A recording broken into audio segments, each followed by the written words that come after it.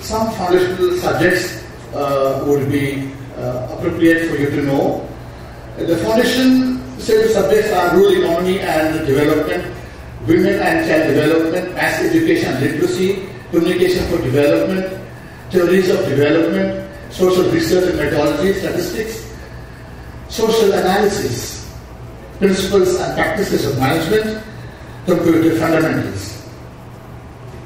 Similarly, the course module for grooming the professional exercises, the second core of subjects, disaster management, project management, rural financial services and accounting, NGO management, livelihood promotion systems, forestry and waste management, land and water management, farm management, agribusiness management, crop production and management, marketing management. Now, they have some electives.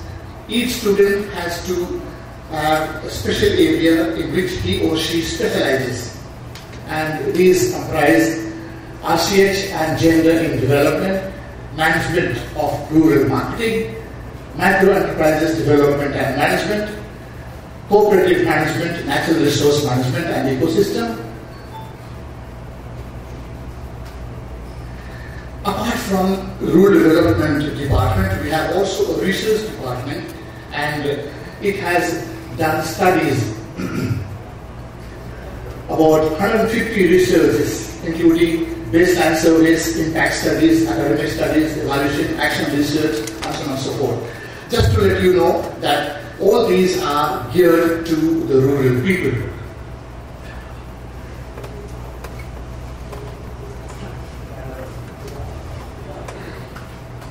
I just want to state it because it's very famous. Now, exercises works on evolving sustainable model development through getting and rural community involved, as because nowadays development spectrum has been an inclusive agenda. Students are also groomed into development professionals through various other rural development models and approaches. There is mutual learning, what we call experiential learning. Students go to the villages teach them and students teach them in return. There is also participative learning approaches and what we also call participatory rural appraisal. These are different types of jargons which we learn. If you teach, you also learn. This is how it is. Now, rapid rural appraisal is a system where you go quickly there, come back, learn nothing, so to say. Participatory research is something whereby you spend time and thereby learn more. Rapid rural appraisal, this is not what we try to advocate. This is mostly people do. Participatory rural appraisal is what we are focusing at when we go to the villages for 40 days in 2 years' time. 4 camps of 10 days duration. Now, during this time, as I said, in a very systematic manner, students are exposed to rural reality and they know what rural life is. They become sensitive to rural life and thereby they also try to learn the rural wisdom. This exhibit tells how if there is outsider's control, there is less local participation, and thereby there is passive participation if there is more outside control, and little more there will be when there is less outsider's control and greater people's participation in information exchange. Similarly, there is still greater participation by consultation, participation for material, functional participation, and if there is less outsider's control and greater people's participation, there is greater interactive participation.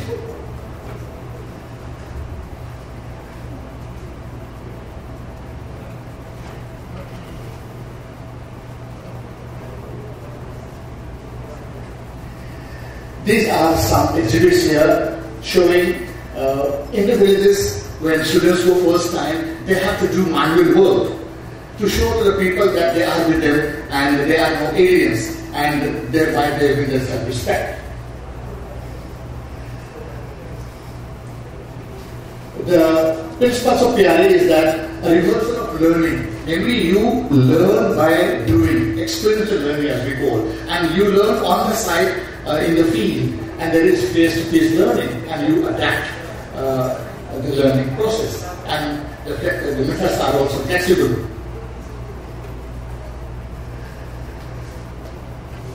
There are space-related exercises whereby people's lands, water bodies, resources are mapped, and also the history of the society is taken into account, how they have been in the past, how they have come till today, etc., are all reported with people's participation. These are some detailed examples of resource mapping. Participatory mapping, social mapping, resource mapping as we call. Similarly, with regard to transect walk, trying to walk through a landscape and trying to establish what features are available there, and thereby later on reflect. So these are parts of what we call participatory rural appraisal, which we stress very much in rural development program. It is through such kind of diagrams that people try to tell what they feel, what they describe, what they know. This is another sign of, or another example of project walk. People walk through a terrain and then note down whatever they find on the way, and later on it is all discussed.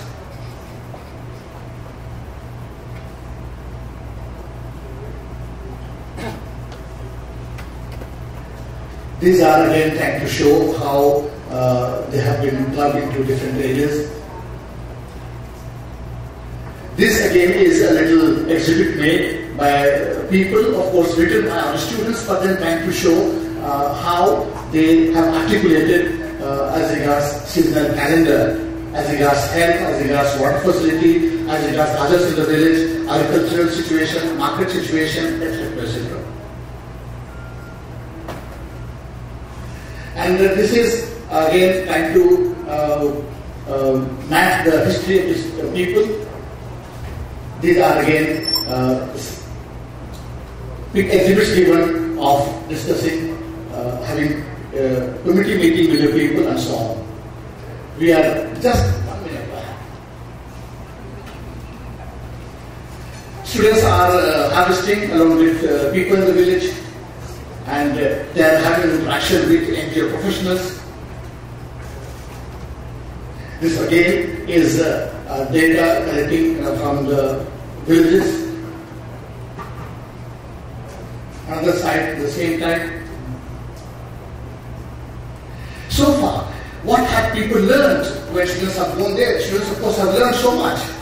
It has been seen that there has been tremendous solidarity among the people. They are becoming more assertive in terms of bargaining for their rights, and they have also known newer methods of livelihood, and students, of course, gain quite much because it's learning by doing, as we have stressed, and thereby rural development professionals gain a lot in terms of placement.